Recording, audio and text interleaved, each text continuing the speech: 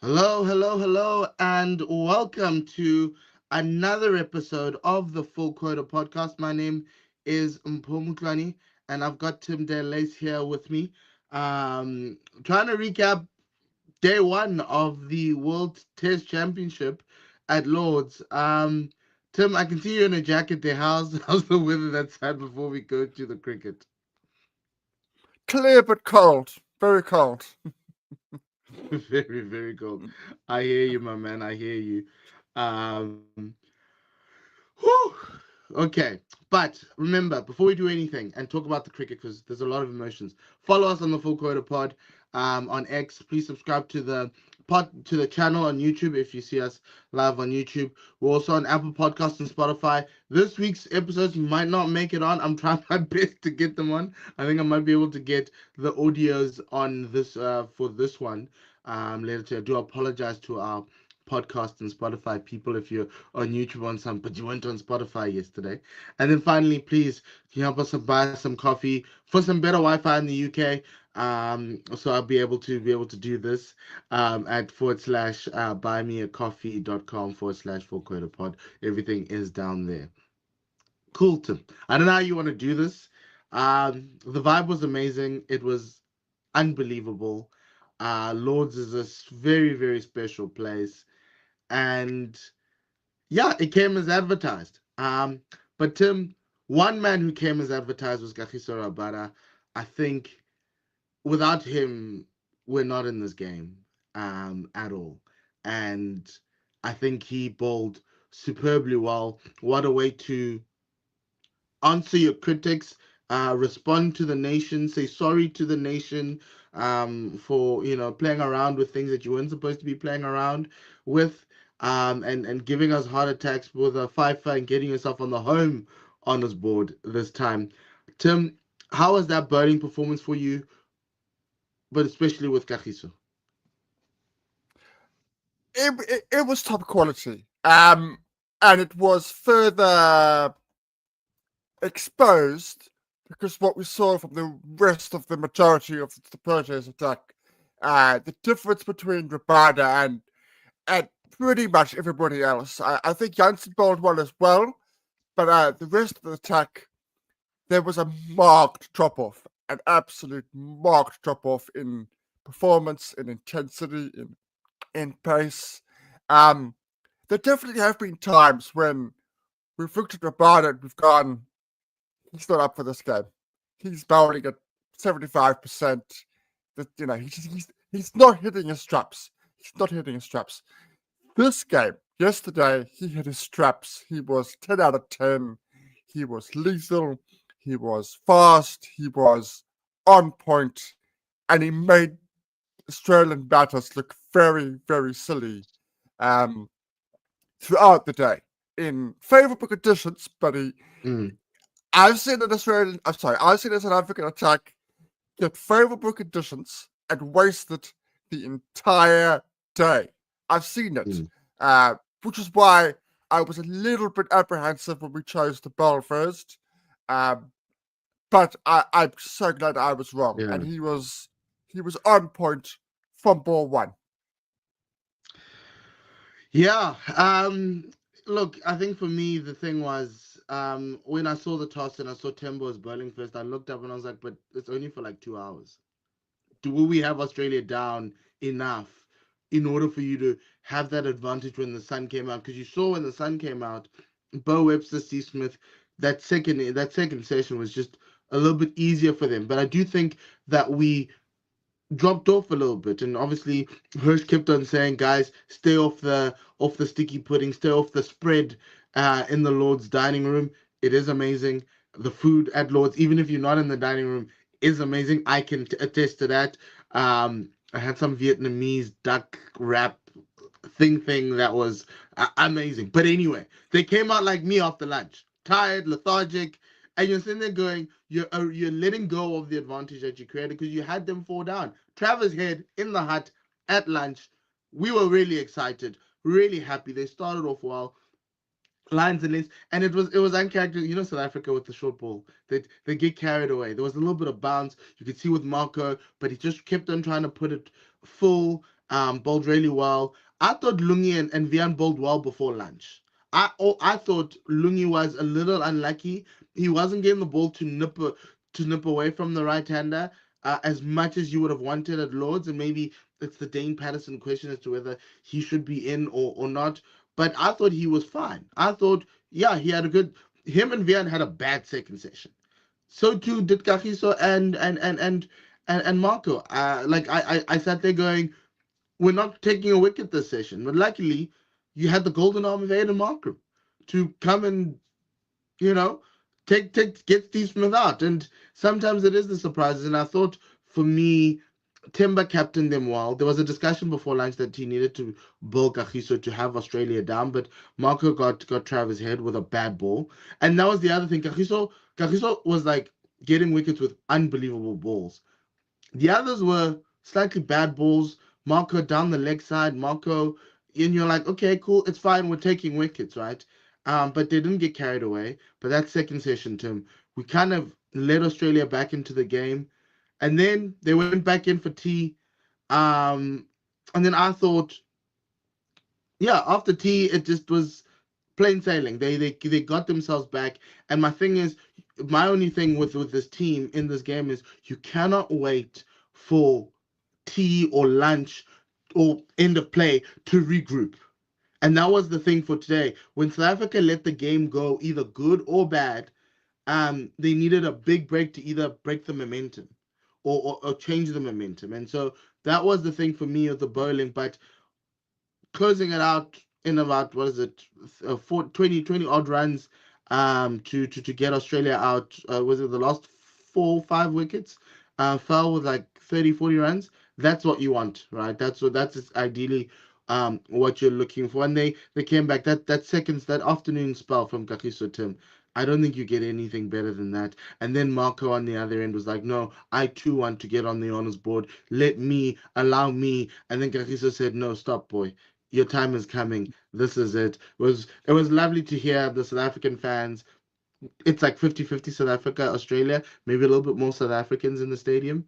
But Kagiso was just unplayable after T-Tim. He was. I do disagree on Lungi. I must say, his performance yesterday for me was why I didn't want to play him. If that was what he was going to serve up, then I don't want to play him. But Pato's lack of form this season in the current championship made Shukri's decision very difficult. So I'm not gonna pile on Shukri on that, because I think he was thinking Pato's going to play, and then Pato, he owns over 40 with the ball. He owns over 40 with the ball for Middlesex. It becomes a very difficult decision then to pick him. Yeah. But to me, Lungi looked exactly what we've seen from time to time. Lethargic, not at the races, down on pace, and he looked as if he had a niggle. Throughout his spells for me, it looked like he had a niggle. He even went off at a part of the innings. He went off the field. I was thinking, oh gosh, don't tell me we're going to be down a bowler for the rest of the test match. That was a huge concern for me, and it remains a concern going forward in the second innings, even with where we are. For me, it was the KG show, and our inability to have a game plan against the moving ball. That's really what it was for me. Mm-hmm. Yeah, we'll get to that. We'll get to that. Yeah. But before then, the catching. My word, wow! Everything that went up in the air was caught by a South African hand. It was unbelievable, right? That Better's catch at first slip with everyone coming across him was okay. Then that second one that Aiden catches down there at the bottom with a diving Vian trying to do a heroic one-hander was also very good. Then you have Plank there moving the ball up and down. A Plank is Marco, by the way. He's as tall as a plank.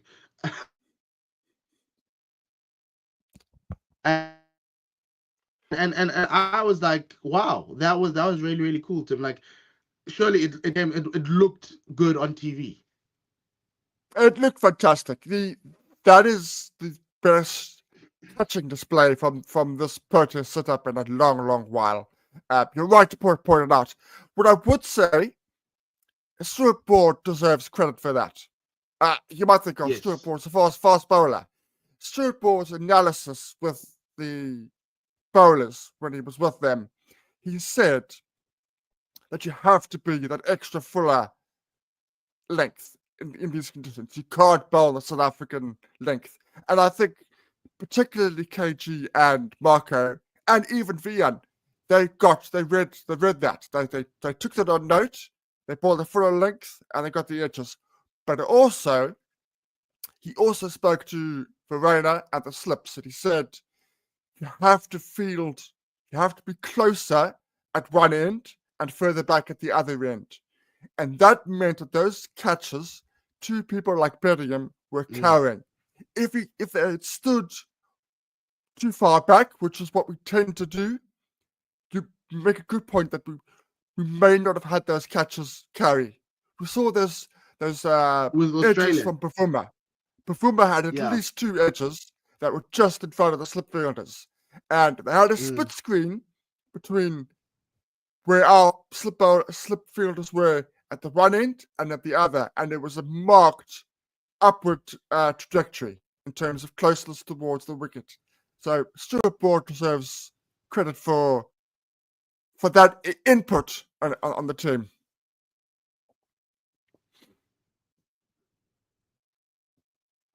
Yeah.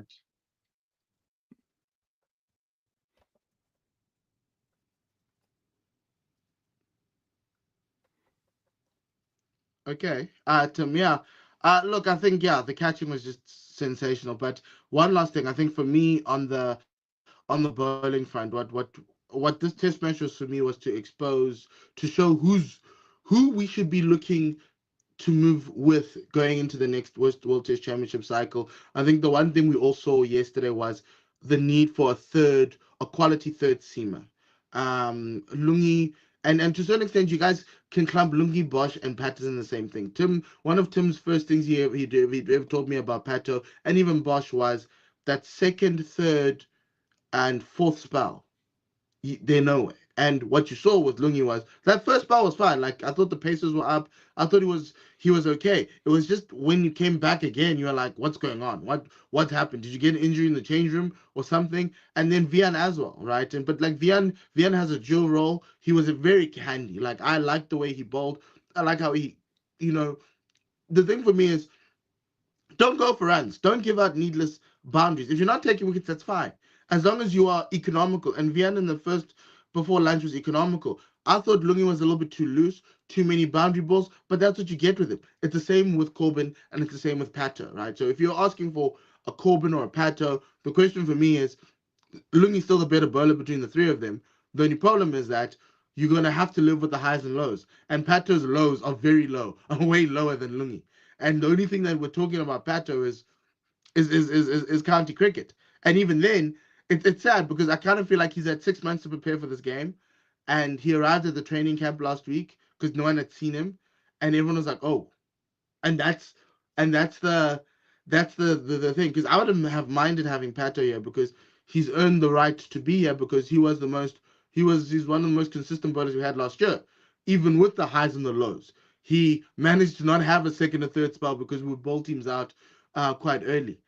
But like, yeah, Tim, we bowled I look at we're complaining about our bowlers, but 212, we take it. We said 7 down yesterday, and we had them 212. So I'm sitting there going, yes, here we go. Yeah. Then I had some Australian fans around me tell me, we're gonna have you 4 down by end of play. I was like, no, guys, we need to get this game to day 4. Let's help the ICC out. Let's help, MCC. Let's get them some money. Just like 2 down at least. Yo, what did we see? A clinic in fast bowling. I like obviously I'm assuming on the TV you could see Stark planning them and hooping them. I was sitting at Stark's cow corner to the right-hander, and he was just unplayable from my side. Pat Cummins started off, Hazelwood started off slowly, but he came back in. But you kind of see the stark contrast between South Africa and them. Our bowling attack is propped up by one man. Their bowling attack, it's rinse and repeat. And here's the fun part about this. Something Bo Webster didn't bowl yesterday. We're all talking about no, they need a fourth seamer. Bo Webster did not touch a ball yesterday, and they caused havoc on us. The only thing that I can say is I kind of felt like and I always speak about being in a final, being new to these moments. You have Australia 212. You've never been here before. It's World Test Championship final. What do you do? Naturally, you're like, let me try not lose my wicket. Let me give myself every chance of helping us win the game without being careless and reckless. The only problem was being too cautious gets you into this hole that South Africa find themselves in. I felt the guys were not positive. Where was the positive, aggressive cricket? Where was the intent? Where was the play your natural game? We tell youngsters to come. Oh no, they must play their natural game. We shout at Herschel. We don't shout at Herschel Gibbs, the young Herschel Gibbs. We're like, yeah, no, that's who he is, right? Where was that's who he is? I only saw that from one batter, and that was Ryan Rickleton. He kind of played his game within himself. And the others, yes, you can say they got good balls, but those good balls are preceded by a period of immense pressure that they put on themselves. Aiden, unlucky. Okay, unlucky for what he got, but and here's the thing. I saw this on the stadium screen. Nobody had to tell me that his bat was coming at a wrong angle. When I saw that replay, and I was like, oh, we're back here now. We're back to this Aiden who can't play a straight ball. So he's the only one I'm angry about mostly. And then obviously we saw the whole Vian situation at 3-Tim where he was a better batsman, would have nicked off 5 times and been caught. Is this Australia telling us that Vian will forever be a number 6? Or even a number 7? I hope so. I genuinely hope so. I love Vian. I want Vian to succeed, but Vian is not a number 3. I'm sorry. He just isn't a number 3. Just is not. We've discussed this at length. I would have had Tristan. I said I would have had Tristan. Our followers on X said they would have had Tristan. I kept what Chuki was trying to do. Chuki wants 5, 6, and 7, 8 to be explosive, and to have Tristan in amongst those 5, 6, 7, and 8, batting with the tail. That makes sense perfectly. So in a way, Vian is actually a sacrificial lamb. In a way, is if Vian lasts an hour and a half, it's kind of like job done. But the problem was, as you quite rightly point out, this bowling performance from Australia was on another level. It was one good bowler after another, after the next, after the next, after the next. And you look at how many more balls South Africa had to play at compared to what Australia had to play at. We bowled a lot of that sort of 6, 7 stump line, a lot of it. Australia did not. Australia bowled 4th stump and said, you're going to have to play at these balls because this pitch is not bouncing. It's a little bit slow. You're going to have to play those deliveries. And you're quite right. As much as the deliveries to Vian and Tristan were magnificent deliveries, and they would have got out a whole host of batters, it's what happened beforehand was the problem. You're quite right. Lack of intensity, lack of positive approach is the concern. We have to somehow get to 200. I don't know how we're going to get there. We have to somehow find a way to get to 200. If Australia keep bowling like that, it's going to be a very, very tall order. Sometimes you have to just think of, your head off to the bowlers. This is one of those occasions. But if we compare it to Australia in the first session, they had the same approach with Marnus and Khawaja. See off Rabada. That was they were thinking. They were saying, see off Rabada. That was their entire approach in that first hour. And it nearly worked. They saw out about 40 minutes. It nearly worked. And then when they flipped it, and they said we need to score runs, we didn't really have a plan B. We need to do the same this morning. Look, I'm at the point where I'm thinking it's not about survival. It's actually about putting back the pressure on. And if you look at how Travis Head, Steve Smith, Bo Webster went about it, yes, when you speak about 6-7 Sunblind, I'm looking at all those little wafty cover drives wide of gully that Bo Webster was doing. And Hussein Marshi says sun is shining in London. Let's put him up. Thanks for the messages. You guys can send through your messages as well. Yes, it is shining so beautifully. So hopefully Timber can do some stuff. But it back to the point where it was like, but it's a South African thing, and it's weird, right? And then to a certain extent, I was thinking try get them to bowl into your areas, right? But even then, Marsh, Stark, Hazelwood, and Cummins just were not giving you bad balls. And if you look at like Lungi and Marco, you get one bad ball per 10 balls, outside of the no balls. But Lungi and Vian, it's 1 or 2 every over. So you kind of release the pressure valve. Kagiso in the press conference yesterday said he would have loved to have bowled him out for 160, right? We were en route for that. But again, they think about this. It's their first time in this final. We're the underdogs here. Mistakes will happen, right? And to a certain extent, we need to. That's what yesterday was. Yesterday was a whole lot of mistakes. We made some mistakes in the bowling, but it didn't hurt us. We made a lot of mistakes in the batting, and it hurt us quite a lot because we never got the momentum going. And sometimes this team plays well when Aiden steps up, right? Ryan tried his best, but then all the others were just trying to see off. I don't know what they were trying to do. Yes, I'm assuming everyone walking back into the changing room is like, yo, guys, I'm seeing snakes on the pitch, right? And then so everyone's walking in with that mentality. But there's one thing for me, Tim, for you is those 2 fours from David Bedingham at the end of the day, that straight drive and that little flick down to backward point, not backward point, to square leg. Could that be a foreshadowing of what we're going to get today? Are we going to get the Bedders who plays in England, who shows us that this is what he does, this is what he was here for, and this is what he was made to do? Let's hope so. We've seen that the sun is shining in London, which should mean better batting conditions, ball moving around less. The omens in terms of that, we've got to hang on to those. Those are potentially very good. I'm sure Australia would have done their analysis on him. They very much well. I'm not going to give them any pointers at all. But I'm just going to leave it there. I don't want them to get any pointers about Bedders. Look, there's 49 people watching, so one of them could be the Australian management. You never know. Exactly.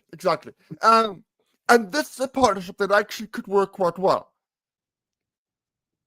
Pavuma quick between the wickets, good rotation of strike, and Bedders finds the boundaries. No, he looks for the attacking approach. It could work as a good partnership. And that was what was baffling me yesterday, was there wasn't a lot of strike rotation. Like if you looked at C. Smith, you looked at Marnus, I thought was okay. I was like, I could do this as an opener with him, right? Yes, the issue is he's having a horrible season and he's trying to like hold on, but he blunted the South African attack for 40 minutes, right? But he did that by rotating the strike. Giving out singles here and there. Australia's not going to kill you. He's not going to be mad at you taking singles. That's how you eat an elephant, right? One bite at a time. We missed that with the top 4 or the 4 guys who are out, right? Everyone was like looking to Vian tried. Vian is different kettle of fish because literally he was in the deep end. He could not swim. He was out there on an island, right? The others around him couldn't nudge and nurdle. I saw Timber trying to get the twos going, which was good. You need more of that. You need more of that positivity. Get them off their lines. Stand, on off stump. Stand, okay, not on middle because you're going to be exposing too many things, but stand forward, right? Try and negate the swing. Try and make them think of something different, right? But it only comes with the confidence. But the thing about this final for us as South Africans is they are for us to win this game, we're going to be learning as we go, and we're going to be figuring things out in game, like we did with the bowling, right? The bowling went well because somehow you realized Kagiso was doing well, and you learned from strip broad, and you put it in, and it worked. And then Marco in that tea session, somebody reminded them that what they needed to do, and they came back and they applied that. This is going to be working in increments of an hour, and 2 hours at every break, trying to remind yourself what works and what doesn't. What works right now against Australia is trying to look for a single here, a single there, nudge and nurdle the ball. No fours, no sixes, unless if it's there.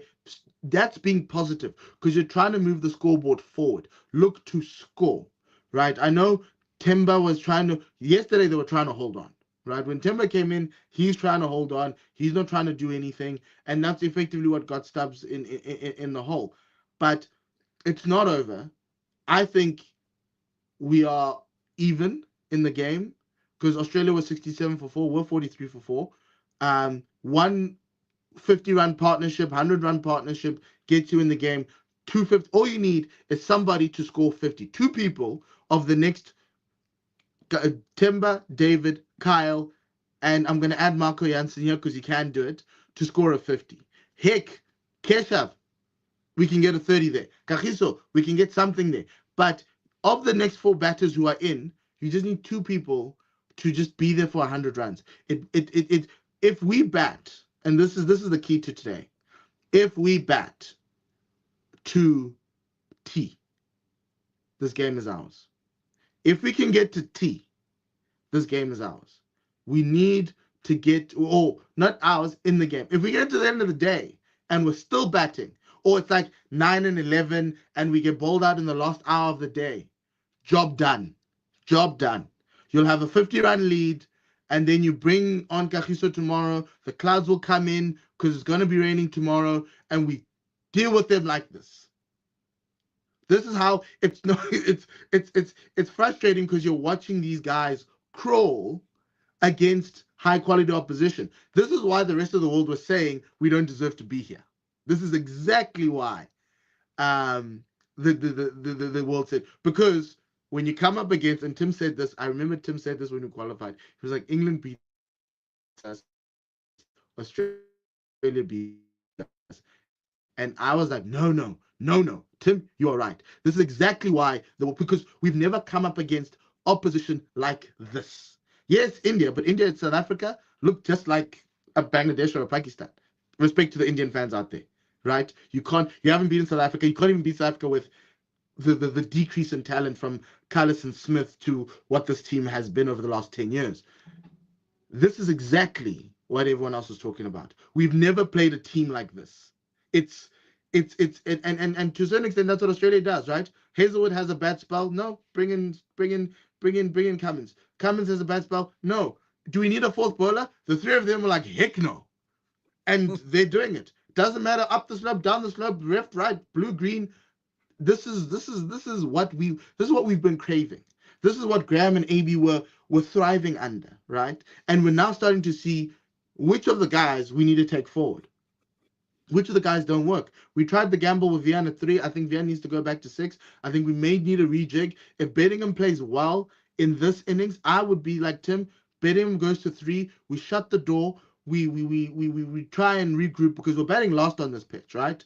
And they're gonna come at us as hard as possible. And even in that 4th innings chase, it's gonna be hell-raising. It's gonna be hair-raising. But today's the day where if you bat for 2 sessions, you're in this game. Australia loses their control of the game. And we hope that some chef yesterday was a South African, put a little bit more chili or some weird stuff, maybe a blue cheese sauce that the Australians were eating, and someone wakes up with a stomach bug, and now we're seeing Bobby Webster. I want to see Bo Webster. I think if Bo Webster bowls, we're in. But if he's not going to bowl, we are out of this. But yeah, look, there's a lot to be positive about Tim. What are you holding on to? Yeah, look, you're absolutely right. I'm holding on to guys that are coming in now, have an attacking approach. Bellingham, throughout his international career, has had an attacking approach. Bellingham is not going to do what Tristan did last night. Kyle Verreynne is the same. Kyle Verreynne believes in putting pressure on the opposition. That is what we need to do. If we can, those two boys and Timber just rotates the strike. Timber just is the rock of the 11 and just stays there. We've got a genuine chance. The test match is definitely not over. I have Australia very, very slight favourites, but it is very, very much. And everybody says this about every single day of a test match, but that first hour is crucial. If we are 6 down in that first hour, it's going to be very, very difficult. Very, very difficult to get into it. This match is definitely not over. But we just have to hope Australia don't bowl as well as they did last night. Look, we've got some comments here from NY Times Square. He said 10 hours later, David will make me tweet. AB was never this good. He was busy. AB de Villiers was busy roaming around Lords yesterday with his kids, telling us that his kids admire Marnus. And I was like, hell no. You got like, and then Graham then said on commentary, I'm sure you got that. Did you show them your videos? And we were all sitting here going, yes. Have you shown your kids what you do? He's like, no, my kids' friends show them to him. I'm like, ooh, so you're not even trying to help your kids out. Anyway, that was the interlude. But to close off, right? Yesterday, great day of Test cricket. We said we didn't want to lose it. I in hindsight, I think bowling first was the best call by Timber. It allowed the guys to get themselves into the game. Imagine being 43 for 4 at lunch on day one. The panic we'd be in. Being bowled out for 150, 200. We'd be in a state right now. So, look, I think, yeah. I look, this is a moment where Shukri, that backroom staff, Timber, need to show us what they've been doing over the last 2 years. This team is not a team of superstars, but it has the ability to play at that superstar level. With the bat, we didn't see that. With the ball, we saw that yesterday. Kagiso was just sensational. Marco partnered him really, really well. 3 wickets, 5 wickets. Well done, boys. We want more of that. And Aiden with that golden arm. He's now golden privilege. He's no longer pretty privilege. He's been upgraded to golden privilege. But after that dismissal, I might have to bring him back to pretty privilege because it's been 10 years. Okay, no, 8 years. Aiden. The straight ball, please. Come on. Like, why are we going to mid-on? Like, what's going on, dude? Like, come on. Like, you let them in. We were looking to you. But anyway, there was a stat that says Aiden averages 9 in the UK. That's another thing we'll talk about once we're done after this test match. But look, yeah, it was a great day. Really, really lovely. It's lovely to see Lords with there were some English people, but it was Australians and South Africans in every vintage of shirt. Buta Dipana sat in front of me for the whole game, and I was like, ooh, we need this juju. We don't want him anywhere near the players. We don't want that juju. But yeah, Buta's a great guy. We saw Morne Morkel walk into the stadium, and also, who was it? Farhan Behardine, Fadji. But yeah, lots of the South African fans who are here are scared. Everyone is scared. We don't know what we're going to do. Guys, they're going to make mistakes. It's going to happen. These guys aren't the bee's knees. They're not there. But someone, put your hands up. And somehow I kind of feel like it might be your Western Province boys, Tim. Let's hope so. On the day that we appoint a new head coach, The omens are good. Yeah, look, look. Everyone's like I'm like Kyle against the moving ball, my word. But the sun is out, it's shining, it's a new day. Someone's gonna pick up a niggle, someone's gonna get sick. We don't know. That's the beauty about Test cricket. And if there ever was a man I wanted to be out there at this moment, it's Timber. And if there ever was a second guy, it's David because he's the most experienced in English conditions. And let them show the rest of that batting lineup how to do it. We still have another crack at this. It's not over. Even if we're chasing 250 in that fourth innings, you just never know.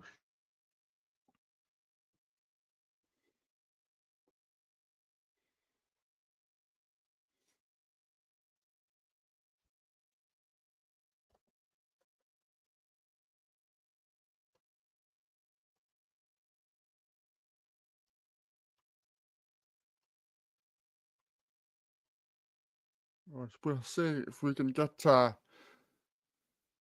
Paul back. Apologies for the pause. Wi-Fi technology in London is obviously not all that impressive.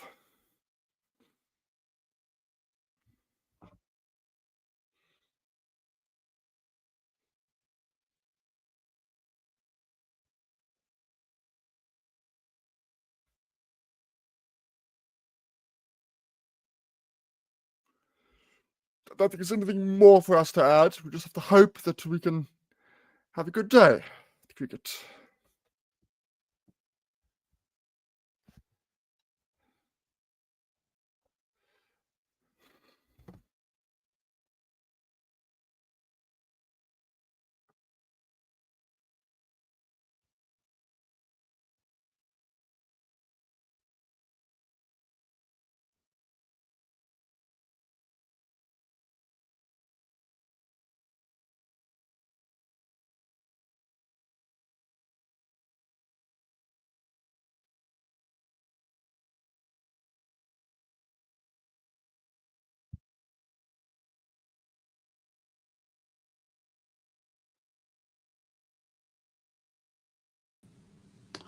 And Tim, he's I'm back. back. Sorry. Hopefully.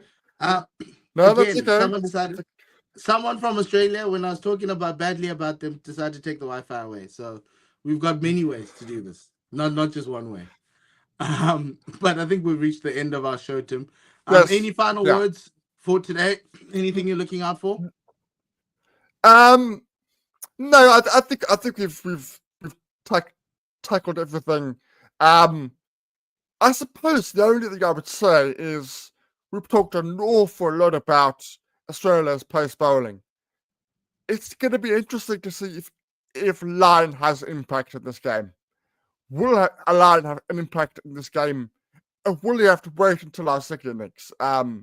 That's my only sort of. I thought that with Cash, thought. but then they gave him that one over where he got Alex Carey, and you were like, oh, okay. That's because his first spell, his first couple of overs, he looked a little bit out of sorts. Then they brought Aiden in, and Aiden with a golden arm did his job. I think that might be the case, but look, those three quicks have their tails up. They want to win it for Australia, and I can see like this is why they win finals. Like this, literally, these three just step up. Regardless of what total they get, they just step up. And I only hope that there are men in the South African dressing room that are looking at this Australian team going, we want to be like that. We want to be that ruthless. And be able to step up in the biggest moments. But look, some guys are gonna have a really nice morning. Some batters are gonna have a nice morning. They're gonna have a nice Lord spread. Others, Timber, Bedingham, Kyle, not too much on the food there. It's awesome, it's amazing. Like wow. There's no music in the ground. It's a weird experience compared to South Africa. It's like quiet, but it moves. And yeah, look, we'll be back again tomorrow. Thanks, Tim, for joining. We'll be back again tomorrow with another recap. Hopefully, it'll be a recap of South Africa marching on to victory, and not necessarily Australia having blown the doors open in this game. But yeah, look, 212 is not far away, guys. Just remember that. It's not too far away. We can get there. But yeah, for myself, Tim, thank you very much. and us on the Full Quarter Pod. Remember, follow us on X, subscribe to the YouTube channel. Thank you for all your comments and everything else that you've provided for us on Twitter and today, and YouTube. Also, we'll try and get this onto Spotify as well as Apple Podcasts. And remember, finally, please do support us at buymeacoffee.com/Full Quarter Podcast. It just helps us go a long way to do this. Tim, from a cold Cape Town, I hope you get warm. I hope the sun does come that side, but can we have a little bit of sun this side just for our boys to bat in the glorious sunshine at Lords. But yeah, another good day at Lords for me, and then we'll be back at the end of the day or tomorrow to discuss what happened in day 2. Thanks, and from ourselves, it's goodbye, and lesale kakahiso.